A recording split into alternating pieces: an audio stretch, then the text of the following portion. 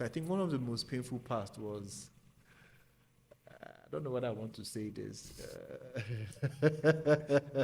Well, I sold a lot Yeah? on credit. Uh-huh. That's one. And when it's time to collect, you had a lot of women who wanted to pay in kind. Woo! And Some so die. that whole experience. Hello, everybody, and welcome to the Entrepreneurs Connect show. Yep, this is episode 2, and I'm super excited because we have another great guest in the house. But just before we get started, I want to quickly remind you that this show is brought to you by Kaizen Digital Academy, and you should check out what we are doing at Kaizen Digital Academy. So Kaizen is an online education platform where you can learn how to make money on the internet. Okay, check in the description of this video and you're going to find links. If you're listening to this on Spotify, Google Podcasts, and all that, go to www.kaizenacademy.co. Kaizen is spelled Kaizen, kaizenacademy.co, and check out what we are doing there. Now, back to the show. So we have a very special guest in the house. My boss, as I usually call him, his name is Nnamdi Ibe. How are you, sir? Welcome to the show. I need to adjust very well for this part so I can be looking at you. Good. Thanks for having me. It's a pleasure to be here. And I'm impressed with what you guys are doing with Kaizen. It's mind-blowing to see the passion you have for, young people, even older people, to find useful tips on how they can do a lot of things on the internet. I'm happy to be here. Thank you very much, sir. And as always, this is going to be a mind-blowing session for the guests, I'm so sure. And one thing I like about you is how you don't hide truths, how you don't tone down on it, how you are blunt. And I expect to see some of that in the show today. We would find out. Great. So welcome, Mr. Nnamdi Ibe, once again. You're the senior partner, is it? Yes. Excel and Grace Consulting. Yes. Just before we get into all that, I'd like you to, I know you to an extent, but they don't know you. Okay. So I'd like you to briefly just tell us your story. Who's Nnamdi Ibe and how did it start for you? Who is Nnamdi Ibe? I'm a father, I'm a husband, I'm a friend. I happen to also be a serial entrepreneur, and I own and co-own multiple businesses, one of them being a consulting firm. Yeah. That's Excel and Grace Consulting, where I am senior partner. And about 6, 7 businesses are under my belt, and it's exciting to see how you can take little things and build incredible things out of them. And so consulting just came as a result of me wanting to be able to help, but then it started as me recognizing an opportunity. All the businesses that I am involved in did not really come from passion. It was just me recognizing opportunities. So my journey into entrepreneurship and business started in Ariaria market. Whoa. So Ariaria market is a major market in Abia State. Abia State is a city in eastern Nigeria. Is a state in eastern Nigeria. Okay, and it's very close to Port Harcourt. Yeah. Port Harcourt is also in Rivers State, southern Nigeria. So when I finished from the university, my cousin owned the pharmacy in Port Harcourt, where his major clients were NLNG Bonny. So he was supplying pharmaceutical drugs and equipment to them. But he was buying 80 to 90% of those drugs from Ariaria market and also from Onitsha market. And then the rest he was importing. And so when I finished from the university, he had an accident that kept him out of the business. And so I was the only one who was available. So I came straight from my last paper in the university straight to Port Harcourt to come work for him. Now, was that how you came into Port Harcourt? No. I was born in Port Harcourt. So everything was here. But my parents left Port Harcourt by the time I got into my first year or so.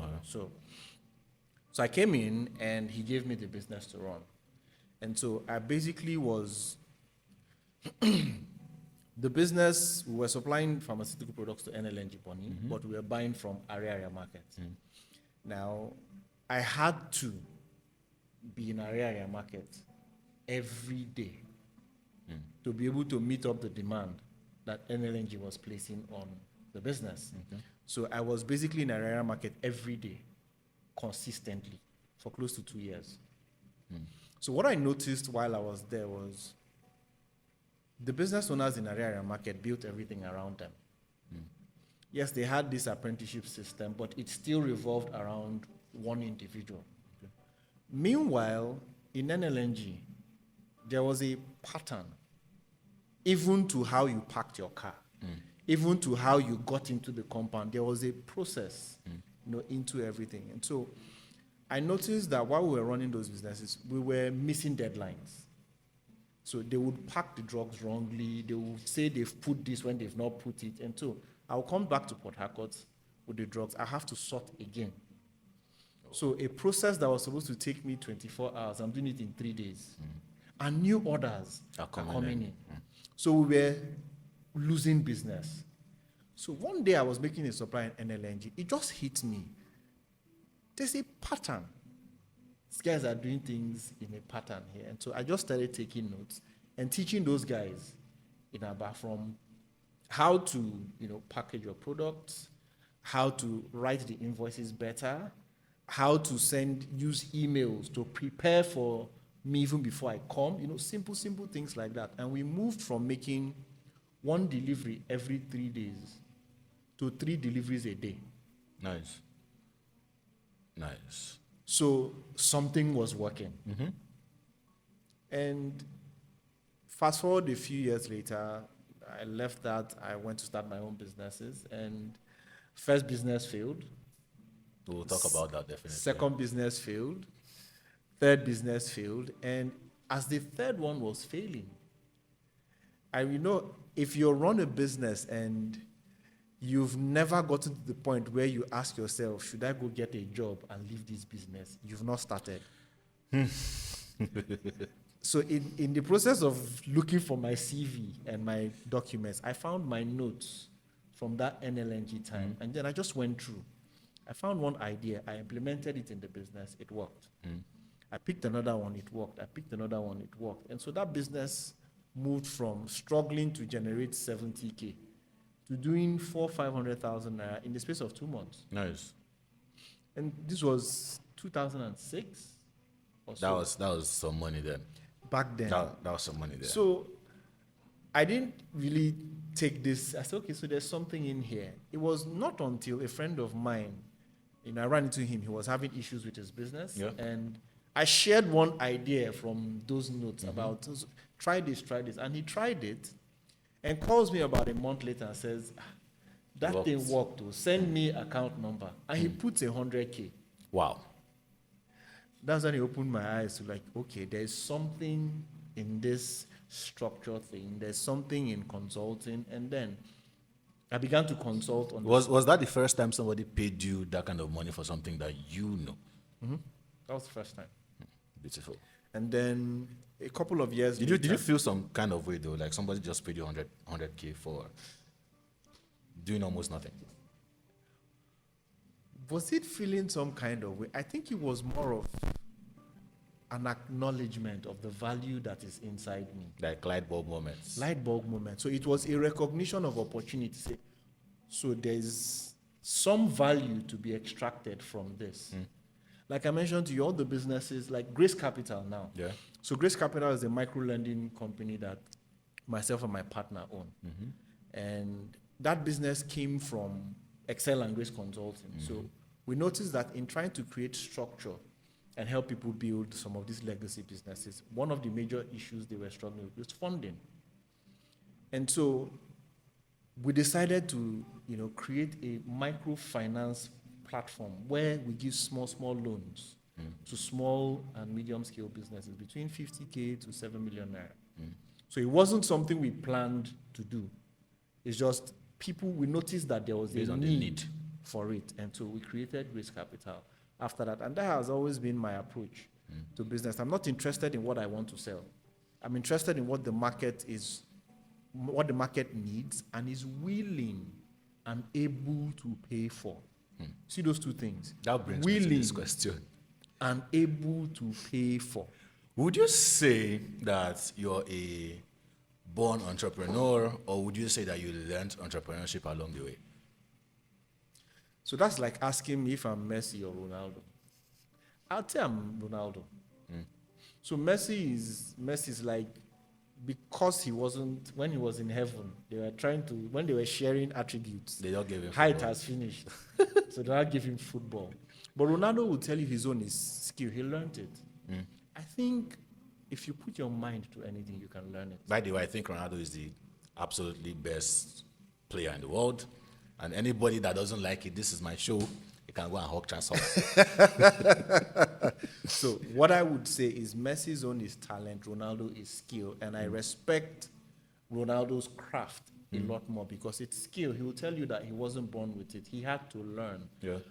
Ronaldo is one of the most disciplined footballers I know on earth. Very disciplined. So apart from the group training that they do, he has his own personal training. So training is supposed to start by 5. You wake up by 3 for his own personal training. So anyway. I'm sure my fellow CR7 fans now, they're like... So anything can be learned as a skill, including entrepreneurship, including things like honor, honoring somebody, things like communication. All of those things are skills because every baby born is born like a blank canvas. Yeah. No baby knows. Okay, I think some babies know when they are born in Nigeria, but Because of the way they frown. You see those pictures? but on a serious note, Yeah. anything can be learned, including entrepreneurship. Because if you look at it from this perspective, I think anybody can sell anything. The business isn't the making, the business is in The selling. selling, yeah. And as long as you can convince somebody's daughter to marry you, or convince somebody who planned to sell you hair of 100K for 80K, you're selling. And if you can do that, you can actually own a business. You can get into entrepreneurship. But the skill of managing, running, building is entirely different from the skill of starting. So I think it's learned. You can learn anything. That's what I think. Beautiful. So the first business you started that failed, can you tell us about it? So I think the first business that failed was clothes. I tried to get into clothes a little Funny bit. how you're doing it now again. But what I know now is Yeah. different. So I think it was clothes. I tried to do the wholesale shirts kind of thing, and that one failed dramatically. The second one was, I think it was perfumes or something like that. Something ridiculous, or perfumes. When you say it failed, people were not buying, you were having your stock, or what happened exactly? So that business failed because I didn't manage it well. I didn't manage it well I wasn't keeping proper records. Okay. Everything was around me. So I would collect money and spend the money. So those things that I was teaching those people to do, those business owners in Aba, I Yeah, you were wasn't not doing doing it. them. And so that one fell through. But I think the most painful one was the third one, which was where I was selling women's shoes, bags, costume jewelry. I think there was the time I even sold cars. So, but that costume jewelry own was really painful for me because I worked really hard on that one. So I'll travel to Cotonou by road from Port Harcourt. Oh. That's I'll travel by road to Lagos first. Then What from what road- year was this? This was 2008. 2007, 2008. I'll go to Cotonou by road, come back by road, start sorting through the costume jewelry and things like that and start selling. So I think one of the most painful parts was, I don't know whether I want to say this. Well, I sold a lot Yeah? on credit. Uh-huh. That's one. And when it's time to collect, you had a lot of women who wanted to pay in kind. Woo! And Some so die. that whole experience led me to a final decision on credit. For jewelry and clothes. They don't pay in Costume kind. jewelry. Okay. They want to pay in kind. Yeah. I'm not talking 1, 2, 3. I was very single then. And so it seemed like a good idea at the time, but I think always loved money too much to do that. So the issue wasn't the offer to pay in kind. The issue was, how did I get into this mess? Yeah.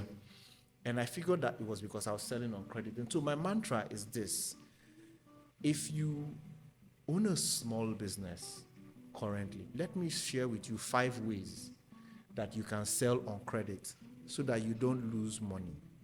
Number 1, don't sell on credit. Number 2, don't sell on credit. Number 3, if you must sell as a small business owner, don't sell on credit. Number 4, sell as much as you can. Do all you can in terms of marketing, but don't sell on credit.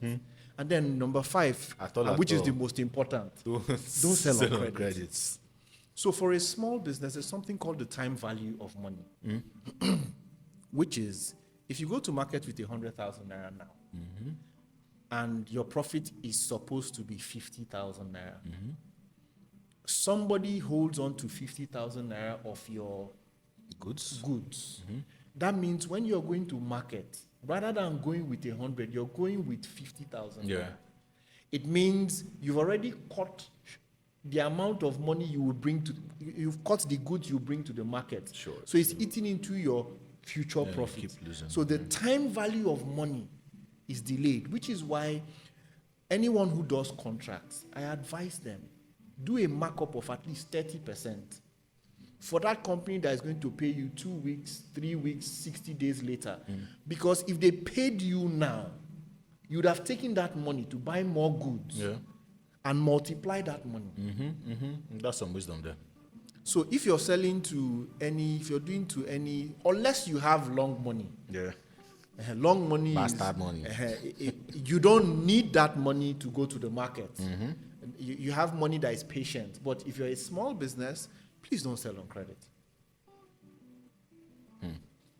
So I made that mantra back then after that third business field, and it was around the period also that I began to pay attention to consulting and the rest of them, because the ideas that I now began to implement in that costume business builds that business to, from not doing up to 100K to doing about 400, 450K. I eventually sold the business to some other person. Yes. Well, what's your, some people hold on to their businesses like, this is my baby, I want to see it blossom. And so the idea of selling a business, something that you started from scratch with your sweat and all that, how did you come to that point where you were comfortable enough to let go of a business you started from scratch? I learned the hard way. So I'll say this, and then I'll come back to my point. Yeah. So the first thing I'll say is the leg of an elephant will never be the same thing as 100% of an ant. Word. The leg of an elephant, that is 10% of a business that is doing well, would never be the same thing as 100% of a business that is dead. And so in terms of being able to sell, I would say this as an advice. Learn to separate the idea, the product or service, and the business. They are not the same. So here's a typical example. After 30 Classics is one of the businesses that I own with Emeka Nobis. Yeah. And in that business, we sell, the idea is to make stylish attires for stylish men. It's a premium value. Okay, it's a premium product, and we're doing quite well. That's the idea. Yeah.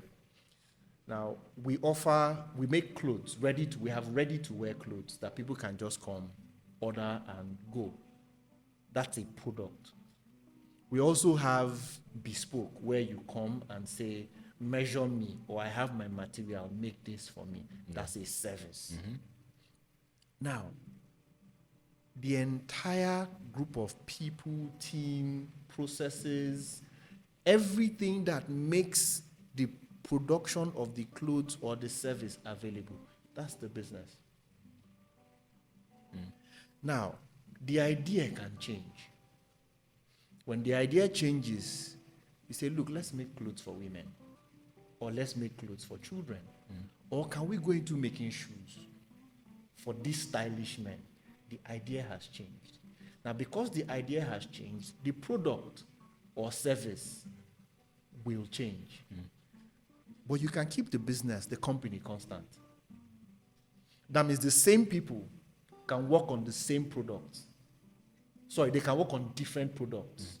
And so for me, being able to sell is me realizing that if you understand how to build a company, you can build as many as possible. And so that they are buying this one or you're selling this one off, you don't have the architecture to build another company. And so you get another idea, build a company around it, and they produce the product or services. Plus this time you have more money. And you have more money. Makes to sense. get better people. And so that's how it is for me regarding whether I should sell or not. I'm not in love with any product or service. I'm in love with the market. And so you see a lot of people, for example, you're a baker and you're selling wedding cakes. And the market says, give us cupcakes. We are ready to pay. You say, no, you must sell wedding cakes. My brother, my sister, please make cupcakes and sell. Make cupcakes and sell. The market wants what the market wants. Give it to them. One of the hardest things you will do, especially if you don't have a lot of money, is to start a crusade for a product the market is not even aware of. Yeah, I mean, or doesn't want. You are not Apple, you're not Microsoft, you're not Dangote. You're somebody that's just starting out. So sell to the market what the market wants. For example, here's a typical example. I don't want to go to the gym. I don't. I'm not interested in going to the gym. If you are selling to me, workout, and you're wasting your time. But I do want to look like Tay Diggs or Will Smith on his best day. I want to look like, when I wear a suit, they look at me, I want to look like Mr. Bond. I remember buying a suit one time because I walked into a boutique and the guy told me that this suit is an exact replica of one of the suits James Bond wore in one of his movies. I wore that suit only once. But I bought it because they said, of that feeling, right? Because of that feeling. And so, if you sell to me that I can have that body, I would go to the gym. Because the gym is what would give me that body. But don't sell gym to me. I don't want So is that your motivation for going to the gym now? Because I saw a video last week. So my motivation for going to the gym now is, so I turned 40 last year. And health is something I'm beginning to take a lot more seriously. Because, I mean, I look at people like RMD and he's competing in swag for people who are in their 20s. And I do want to get to his age and beyond. And so I'm just a bit more intentional now about not muscles or anything, but just keeping fit. That's it. Not Makes interested in anything extra. Makes sense. Excel and Grace. Would you say that has been like your most successful business so far? Not really. It's just the one people know more of. Excel and Grace Consulting is exciting to talk about because it's able to reach a lot more people. Okay, one of the ones that I would say is most successful is Grace Capital because it grew quickly. Yeah. It grew quickly. But that's still like a child of Excel and Grace. It's still a child of Excel and Grace Consulting. So how did the Excel and Grace start exactly? So I was consulting on my own. My partner was doing also on his own. And I think this was...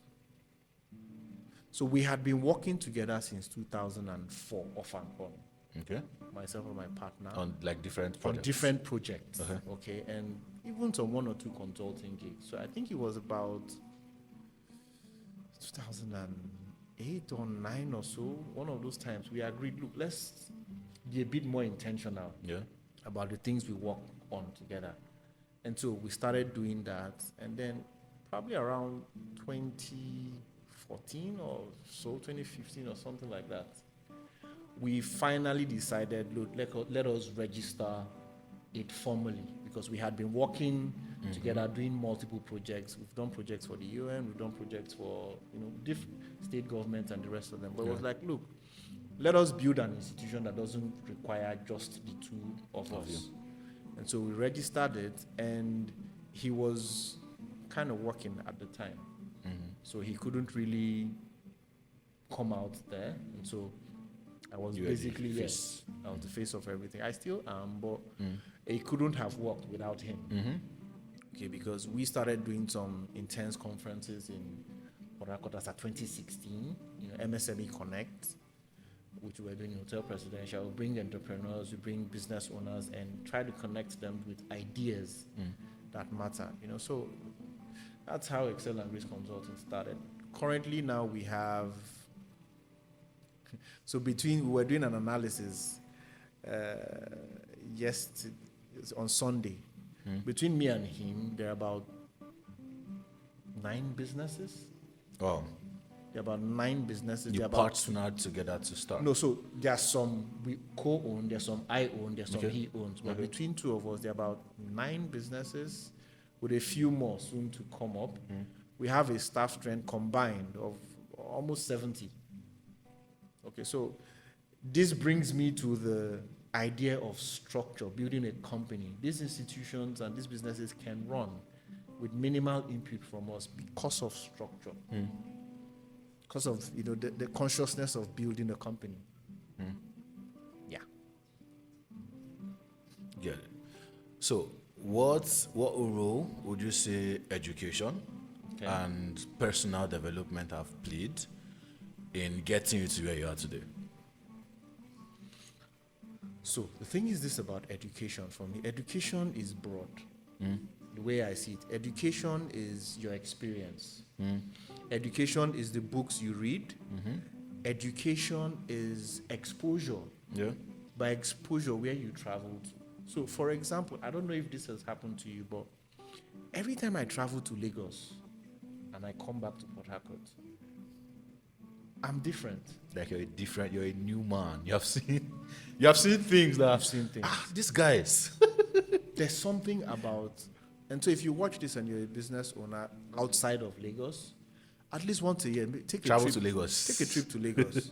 If you live in Lagos, take a trip to South Africa or go to Ghana or go to Dubai.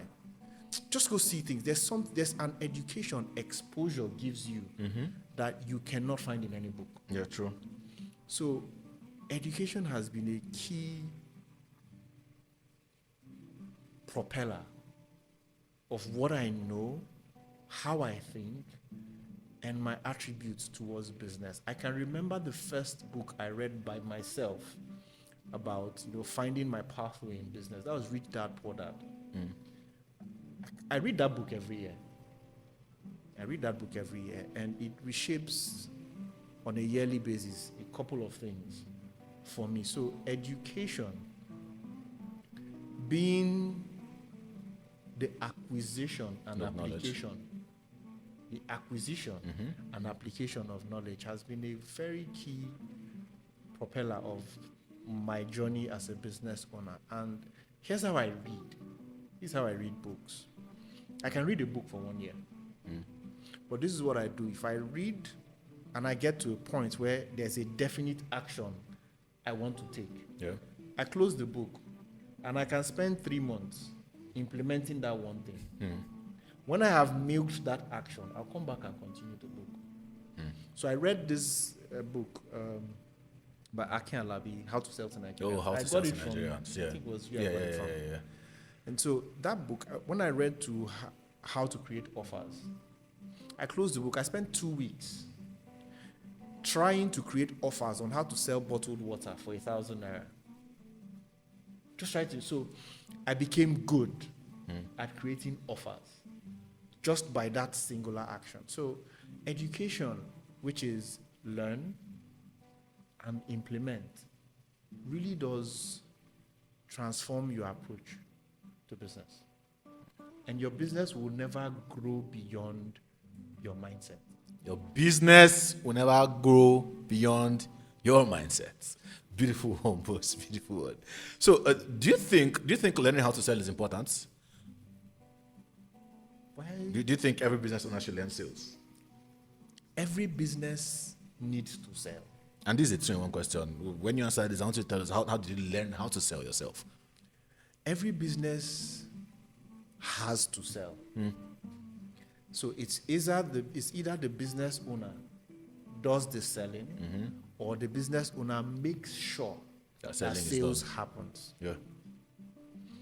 So it's either you do it yourself, or you make sure the sales happens with or without you. That's where structure comes into play. But you are in business to make as much money as possible for as long as possible by all legal means. And how do you make this money? From sales. How does sales come in? From marketing. As much money as possible. For as long as possible. By all legal means. I felt that I should repeat that again. My big friend, Olamide Fallacy said that. You are in business to make as much money as possible for as long as possible by all legal means. So one of the things I do when I consult with clients is I try to look at how many ways they are making money. Yeah. And the truth is, if you sit down and look at your business, you can find 10 different ways to make money in the same business you currently run. It's just that you're not looking. And so selling is it's the purpose of business. Because without it, there's nothing. You just need to build that as a skill and be consistent and intentional about it. To your question about how did I learn how to sell, I just started selling because I realized that without the selling, there's no business. Yeah. And so I just started. It's like I've always been a people person. Yeah. Okay, for back then in the university, I was director of socials and all of that, SUG. So I've always had that flair. But in terms of business reasons, I think the minute I realized that if I close my mouth, money will not come in, I started selling. And so I would get books about sales, I would take classes, and then I will apply, I would implement. One of the places I implemented was, I was marketing manager for a cinema at some point here in Port Harcourt. And what happened was, before I joined, there was there was a struggle in the business with keeping clients and getting customers. And so I came for the interview, and 10 minutes into the interview, they went and told other people that they should leave. There's no need. Because rather than them interviewing me, I started interviewing them and finding out, okay, so what are your issues? So this is what you should do, this is what you should do. I already had some consulting experience in there, and so they hired me, and revenue increased by 50% first month. Wow. Because the truth is, if you're in sales, if you're in marketing, any idea that comes into your head that you think can help you generate traffic, go and try it. What's the worst thing that will happen? It will not work. But that's one of my strengths. To always as test. a business owner, I test anything and everything. In fact, if I get an idea from you now on something that could help my business, as I get that idea, I'll write out how I will implement it immediately so I don't forget and close the book. When I'm ready, I'll just go to that idea, pick it up, because I already have the steps, and I'll try it. Worst case scenario, it won't work, right? But I won't know if I don't try. Yeah, and if it doesn't work, you won't die. You'll move on. So I think people are just scared of the rejection, that somebody will say no. So one of the things I applied when we were when I was at iCinema, in the cinema then as marketing manager, is that we worked hard to get, I think it was 15 or 20 people to tell us no every day. And so we're not looking for yes. We're going to schools because you had to go to out get them to come to the excursion cinema. and that. Okay. So we'll go to schools, and if you get a maybe, it doesn't count. If you get a okay, we'll tell our boss, it doesn't count. We're looking for schools that will tell us bluntly, no, we're not interested. It is surprisingly interesting how difficult that was. Because in trying to pursue 10 no, you will get some yeses. Those yeses will not count. So we build a thick skin for no. So when someone tells us no, what you're telling me no is to the offer. What I said. It's not to me. It's nothing personal. So those are some of my thoughts around sales. You are the expert, not me. My own is structure, and systems, and team building, and building a company. Well, this has been phenomenal so far. We are coming to the closing phases right now. But just before I go to the next question, guys, this is the Entrepreneurs Connect show. And what I want you to do right now, if you have not already done it, is to like this video and also share it to your friends. Take the link, share it out, because a lot of wisdom, deep wisdom is being dished out right now. Okay, so on to my next question. Yeah? There's someone trying to get into business now. The person is starting from scratch, absolutely zero levels. What are your top 3 recommendations for the person? Go and work for someone. Go and work for someone. So here's the thing. If you want to get into playing football, what will you do? Train. You go and train with somebody who can play. Yeah. If you want to get into music, what will you do? You go and look for somebody. If you want to get into cooking, you find somebody that can teach you. It's the same with business. So if you've never done anything with business before, go work for someone and at least get the basics. Okay, have you noticed that the Ibe entrepreneurship system, which is decades old, is not really failing? What is happening is they are not really building institutions, but the transfer of wealth of the skill and which in turn becomes wealth is continuously growing, but they are not building a lot of institutions. So it's the same thing. The first thing is, as much as possible, go try work for someone. Even if it's 3 months, intern for somebody. Do your research. Okay, get as much information as possible. Number 2, pay attention to your numbers even before you start. Business is numbers. What do you put in? What's going to come out? What do you put in? What's going to come out? And then number 3, you will fail a lot, and it's okay. Yeah. You make a lot of mistakes. It's okay. Don't be afraid to try. Just shift focus from you to the market and keep trying to serve them.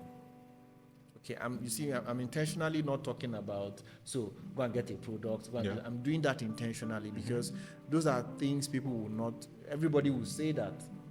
And so for me, it is, if you can, go try working for someone. And then number 2, I think I said improve yourself or something. And then thirdly, don't be afraid to try. You would fail. Prepare for the failure. You will make mistakes. It's okay. Yeah, number 2, you said know your numbers. Know your numbers. Yes, that was number 2. Business is numbers. Business is numbers. So it means you need to be conscious of what goes in, what goes out. I'm working for I put in 2 hours marketing. What came out from it? I have spent 50,000 naira to produce this. What's the return on it? Your business will die if you don't know numbers. So pay attention to that. And then number 3, don't be afraid to try. Just experiment with a lot of things. One of the advantages small businesses have.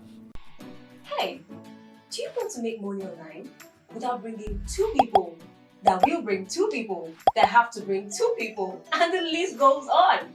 All you need to do is create a free account on www.kaizenacademy.co and learn a skill. Kaizen Academy. Really is that you can make as many mistakes as possible and it would not be as expensive. Because you're still on a small scale. So experiment as much as possible. Fail, try. Worst case scenario, you find out a way that didn't work. You try another way. Got it. My next question is about relationships. Now I know some of you are here standing. No, it's not boyfriend and girlfriend I'm talking about. It's not wedding and marriage. Now, what I've realized is relationships, good relationships, can open a lot of doors for you that even 10, 20 years of hard work, doing it yourself, would have not opened. There are doors that can open for you with if no amount of money can open it. There's some doors that relationship would open that no amount of money will open. I saw something on Twitter the other day from Dr.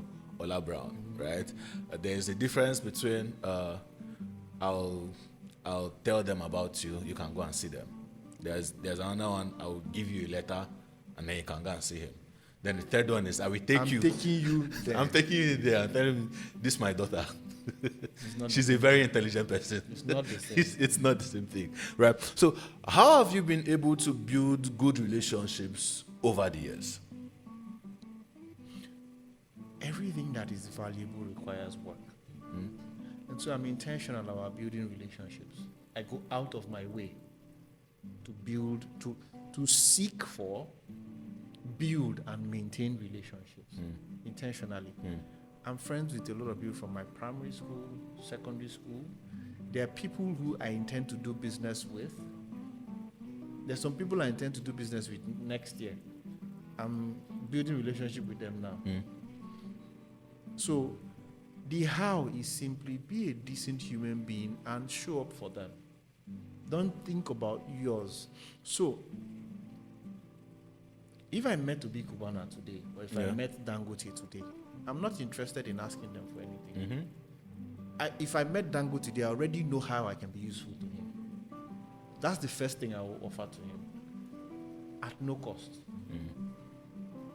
And so by the time you put yourself in that position, you find out that they are the ones who will be looking for how to stay in a relationship with you. Most people who you think are doing well in any way only have people collecting from them. There are very few who have people who are giving to them. So one way to have consistently built relationships is by giving. I give my time, I give my expertise, I give my knowledge, I give money. There are people I just go and buy all their books. That's, you're at a conference and somebody went to teach, and I just go, I pay for all the person's books. I bring all. The person, who are you? The person is interested in Knowing who you are, knowing who you are. So think more of how you can serve people. Employees, employers, friends, business acquaintances, suppliers. Put yourself in that position of not always me, give me, give me, give me. Or some people go ahead and say things like people are bad. So you have spec. You're single. I know you're very single. I'm about to bring out your leg here now. Sir. But let's hold it small. But you have a spec. You have the kind of woman you're attracted to, kind of woman you're paying attention to. My question for you is, are you your spec? That woman you're attracted to is attracted to a particular... God, are you her spec? God, I beg. So let's take this to behavioral issues and relationships. The kind of people you want to connect with are attracted to particular kinds of people. Become that person. It works the same way in employment. You're looking for staff, and in your head, all staff are bad, all staff are bad. Why do you keep attracting bad staff? That's it's not about them, it's you. Why should anybody come work for you? What's the benefit for the person? If salary is the only reason somebody is working for you, the minute somebody else pays them 5,000, even 1,000 naira above what you're paying, they'll leave you. So what's the benefit? As an employee of yours, I'm not supposed to care about your vision, and you should be okay with it. The vision wasn't given to me, it's you. That's blunt. Joseph Don, the vision for Kaizen is yours, not mine. So if I work for you, it's not my business. Better care about my vision. I'm not supposed to care about it, and you should be okay with it. What I should care about is my own vision for my life, and how working with you will help me achieve my vision. Now, if I don't have my vision, if I don't have a vision for my life, as a business owner, you can help me discover it. That way, I know that in working for you to help you achieve yours, I'm getting closer to mine. So, I think business owners, a lot of the responsibility is on them, not necessarily the employees. How many people resign from Shell? people do, but that. How many just people? A handful. So it's not the money. Yeah. There's a package designed to make this employee look. When you look outside, look inside. I'll stay here. So at your level, there are benefits you can stack up. At least try and come up with 5. That if you work for me, these are the benefits to you. It changes the conversation around the kind of people you have employing, that are applying for jobs in your businesses, and the relationship you have with them. It's the same way the relationship between you and a mentor or somebody you admire or a customer or a high ticket client. Same thing. Don't think about you. Think about how does the other person benefit. I talk about it when I teach negotiation, and I say, so when people come to me and they ask you for a discount, I ask you one question: why should I give you a discount? And many of them are stunned. You're asking me to lose money. You asking for a discount means you are asking me to lose money. True or false? True. I'm supposed to do something for you, say an hour of my consulting time, say maybe $300. I tell you, you say, can you give me a discount? That's what most people will do. And then I ask you why. Why should I give you a discount? Why should I lose money to benefit you? And they are stunned because they in no point considered me. Yeah. It was about them. Now, on few occasions when I've asked that question, one person goes ahead and says, well, I know this means you will lose money. But if you give me a discount, I promise you that I will do this. I will talk to some 1 or 2 people for you. There's a so and so project that is coming. I will refer you to this. I will refer you to this. I can already see a benefit for me. And so I can make that consideration. So when you're building relationships with people, think of what will benefit the other person. It changes the results you get as a business owner. What's your opinion, and this ties into what you're saying, on people that try to break into other people's circles? So you see like a strong, let me use you as an example. So you have a couple of friends, call yourself the masterminds, right? So what's your opinion on somebody trying to break into that circle you have built for years instead of trying to build the person's own circle? It's difficult to break into a circle that wasn't designed for you to come in. It's difficult to break into. Now, you can be friends with them, you can connect with them, but to break into that circle and elevate yourself. You want that level of proximity. It's a bit difficult to do because that circle was obviously built with the intention of serving those in the circle, either intentionally or unintentionally. So it would take, is it possible? On some occasions. It's like, for example, how many people have tried to break into the Otedola, Dangote, Elumelu circle? How many people have tried to? See the point? Yeah. They built it at their age, at their time. And this dates back many years. Many years ago. So there's a lot of history. When you see people who are close like that, there's history that you may not be able to understand. So try building yours. Try building yours. It probably will do you a lot better than trying to break into. You can connect with them and they still promote and help you do a lot of things, but to break in might be quite difficult. You got it. I mean, it's so sad that this is coming to an end very soon. We have 2 more questions. Okay. Now, this question is important, and that's because a lot of people do business, they make money, but where that money goes, many people don't know. So you're doing business, you're doing well, you're making profit, but you don't know where the profit is going, you don't know where the money is going. You're an entrepreneur, you're a freelancer, you're making money, but there's nothing to show for it. You have one sudden health emergency, boom, there's you have nowhere to go. I think about this sometimes, and it's not bad that people do it, but when I see people run into crisis, and then they come on social media to start soliciting for funds. I mean, I've contributed 1 or 2 or more times, right? But I think about it, I'm like, God, I never want to be in this kind of situation where I have to come solicit for funds. And God has been helping me. I pray He keeps helping me because that's crazy. Okay. So how do you invest your money? You make money from your different businesses. What are the things you do to ensure that, I mean, it's not about the amount of money you make, it's about how much you're able to keep at the end of the day. How do you invest your money? So the Bible says if you're not faithful in small, you'll not be faithful in big. So one of the things I learned, early was to keep an eye on my money. So keep an eye on your numbers, know what's coming in, know what's going out, keep records. Yeah. Basic bookkeeping, for example, will help you. There's some people who they don't even have any records. So let me say this. If I come to your business today and you can show me clear details of all the money that has come into your business from January till now and what you've done with that money, you don't have a business. Anytime I say this in a training, everywhere gets quiet. Because you're in business to make money. And if you're not keeping eye on the money, what the hell are you doing? You get that? So I think the first thing is monitor the money by keeping records of it. Then secondly, focus on the things that are most profitable.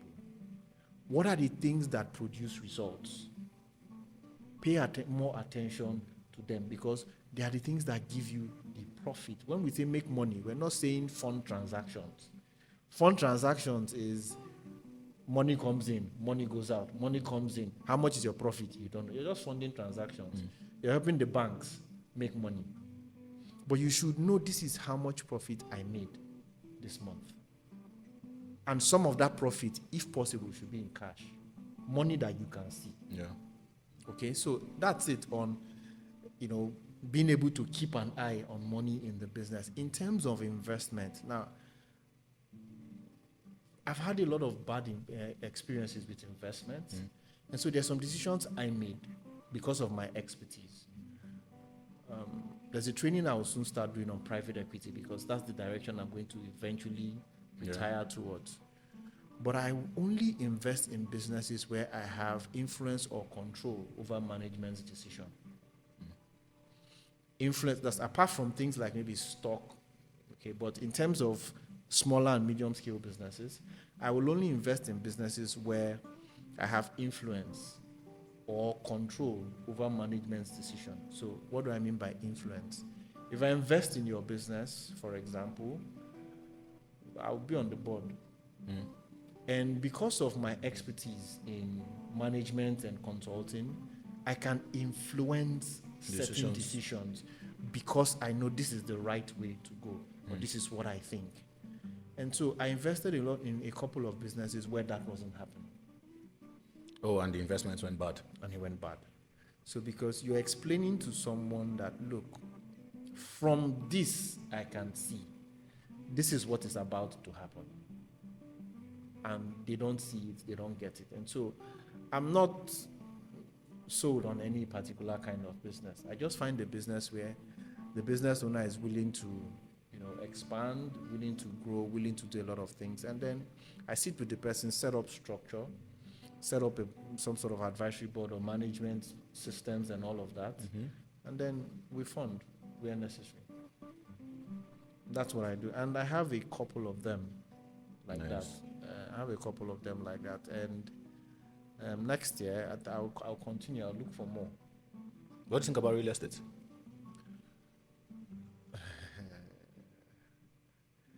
So there are different aspects of real estate. I think commercial real estate is good.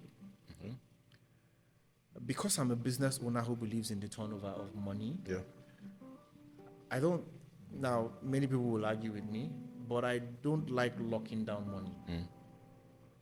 So I have a few pieces of land, okay, but I've stopped buying land because I think buying land is locking down money that I can use to trade. That's me. That's my opinion. I mean, it's called land banking, though. Exactly, it's called land banking. But for me, I think the best thing for me is find a way to generate cash flow. So let's say I have 10 million naira now. Yeah. I won't buy land. I'll put that 10 million naira into something that generates cash flow or things that generate cash flow. Then from the cash flow that is coming in, You buy land, I now buy land. but you go shop buy land. I will still buy land, yes. But at least I have not locked down my money, and the 10 million naira is still producing, working. is still I generating. get it. So that's my approach to real estate. Unless you're doing commercial real estate, other forms of real estate are just, that's for me. But if you're like an employee and you just want to be keeping money, by all means, real estate is good. It rarely goes down. It rarely goes down. By the way, shameless plug. If you want to buy land, there's going to be a link in the description if you want to buy land. Okay. Yep. That was a great one, sir. Last question, just before we go. You lose everything, so you're about to start from scratch. What are you going to do? Okay. I'll find a market. What's a market? I will just move around and look for people who have problems. Once I identify a problem that they are willing to pay for, I'll create a simple offer and try to see if they are willing to pay for it. I will do that until I find an offer that people are willing to pay for, and I'll build a business around it. It's as simple as that. As simple as I'm not so. The DOP. See the jeans. Now, Sharp. Very sharp. I can take a picture of that jeans, go to where women are, and say, "Do you like this?" I like that jeans. So, okay, no problem. I'll call her. Where you buy it? Can you get for me for how much? She will tell me. Maybe she says 10K. I'll tell them it's 21,000. If they are willing to pay, I've started business. I'll make happen. I'll be selling. She'll be business will start. So my approach to business is that I'm more of recognizing opportunities and building around it. Around it. Makes sense. Makes sense. Thank you very much. I mean, this has been one interesting episode. I'm learning. I'm sure people have been learning too. If you learned anything, what stood out for you, I want you to leave a comment below. Mr. Nnamdi is going to watch this episode. He's going to read. And if you have questions, ask it in the comments. We'll see how to attend to all those questions. Just before you go, now this episode has been insightful, but there may be people who need extra help. How can you come in? Majority of our clients are big businesses. And by big businesses, I mean people who are doing 10 million and above monthly, have about 5-10 employees and above.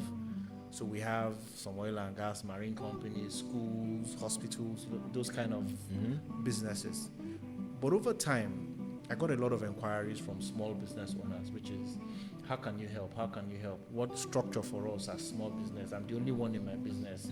I need structure. I need this and that. And so I went ahead to write an ebook called Organized, which is how to structure your small business. And that book has done close to 2,000 copies. It's an ebook. Nice.